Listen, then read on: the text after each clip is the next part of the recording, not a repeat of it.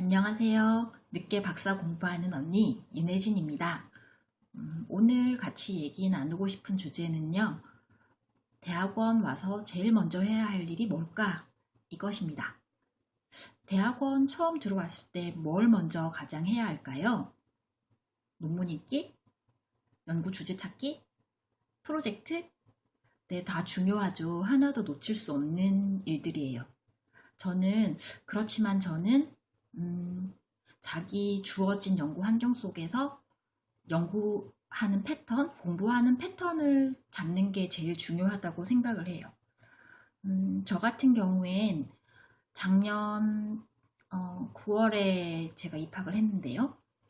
들어와서 한 두세 달 동안 집중했던 일이 제 생활 패턴 잡는 일이었어요.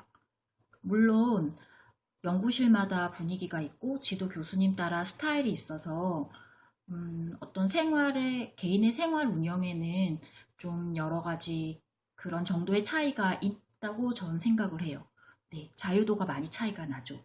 그렇지만 그 안에서도 이제 자신의 어떤 생활 패턴, 공부하는 패턴을 잡는 건 좀 중요하다고 생각을 해요. 네.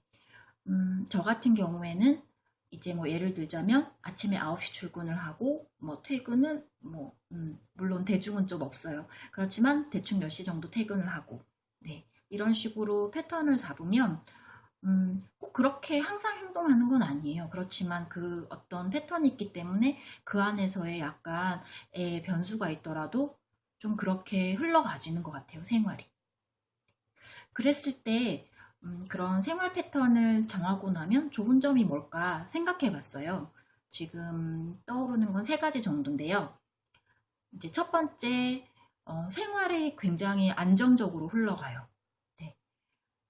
예를 들어서 컨디션 차이가 있고 여러 가지 변수가 있어서 조금 변화가 있더라도 금방 자기 생활로 돌아와요. 거기까지 시간이 별로 많이 걸리는 것 같지 않아요. 네. 두 번째로는 그리고 항상 정해진 자리에 이렇게 앉아 있다 보니까 뭐라도 하게 되는 것 같아요. 계속 뭔가가 쌓여가는 그런 효과가 있고요. 그리고 세 번째로 어떤 외부의 어떤 시선? 그걸 꼭 신경 쓴다기보단 이제 그런 어떤 저 사람은 저렇게 공부를 하는 사람이구나 이런 인식을 심어주는 것도 중요하다고 생각을 해요. 특히 박사과정 같은 경우에는 기간이 좀 길어질 수도 있기 때문에 이렇게 마음으로 많이 방황을 할 수도 있잖아요. 그렇다 보니까 그렇게 어떤 패턴을 정해서 그 안에서 이렇게 자신을 다잡는 그런 효과가 있다고 생각을 해요. 특히 일을 하시면서 공부를 병행하시거나 아니면 좀 늦게 공부를 시작하시는 분 같은 경우에는 이렇게 생활의 패턴을 정하는 것이 더 중요하다고 생각을 하는데요. 예를 들자면 특히 일을 하시는 분들 같은 경우에는 하루가 굉장히 이렇게 꽉 짜여져 있잖아요. 그걸 이렇게 틈을 만들어서 공부를 하시는 건데 이제 사실은 몸과 마음도 많이 고단하신 상태에서 일을 이제 다시 또 공부를 하시다 보니까 좀 많이들 힘들어 하시더라고요. 제가 주변에서 봤을 때. 그랬을 때 처음에 조금 힘드시더라도 이렇게 시간을 좀 정해놓고 앉아 계시다 보면 처음엔 솔직히 몸도 피곤하고 마음도 피곤하고 해서 좀 글이 눈에 잘 들어오질 않거든요. 이제 논문을 본다거나 어떤 전공 서적을 볼 때 눈에 잘 들어오지 않는데 그렇게 좀 꾸준히 하시다 보면 이제 마음이 조금씩 잦아들면서 이제 그런 부분에 대한 습관이 생기시는 것 같아요.